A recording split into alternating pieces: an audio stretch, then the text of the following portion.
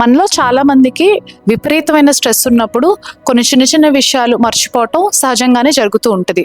ఇది కేవలం స్ట్రెస్ వల్ల వస్తుందా లేదా బ్రెయిన్ మనకి ఏమన్నా వార్నింగ్ సిగ్నల్ ఇస్తుందా తెలుసుకుందాం. Hi, this is doctor Amulya, neurology consultant, Aditya Medicore hospitals, Guntur. యూజువల్గా స్ట్రెస్ వల్ల కొన్ని విషయాలు మర్చిపోతూ ఉంటాము.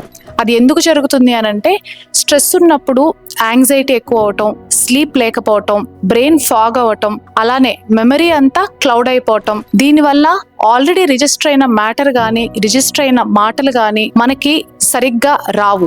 సింపుల్ గా చెప్పాలంటే మన బ్రెయిన్ డిక్షనరీకి మనం మాట్లాడే మాటలకు కనెక్షన్ పోతుంది అని అర్థం. బట్ ఇది ఫ్రీక్వెంట్ గా జరుగుతూ ఉన్నా లేదా సడన్ గా జరిగినా ఇవి ఒక వార్నింగ్ సిగ్నల్స్. మనకి సడన్ గా మాట పడిపోతే, సడన్ గా మనకి పేర్లు గుర్తు రాకపోతే, లేదా ఎవరన్నా మాట్లాడినా మనం మళ్ళీ రిపీట్ చేయకపోతే ఇది స్ట్రోక్ యొక్క ముఖ్య లక్షణం. అలాగే ఫ్రీక్వెంట్ గా జరుగుతూ ఉంటే ఇది ఫ్యూచర్ లో డిమెన్షియా కానీ మెమరీ లాస్ కానీ దారితీస్తుంది. సో ఏప్రిల్ అనేది స్ట్రెస్ అవేర్నెస్ మంత్. మీ స్ట్రెస్ లెవెల్స్ ని చెక్ చేసుకోండి, స్ట్రెస్ లెవెల్స్ తగ్గించుకోవడానికి ట్రై చేయండి.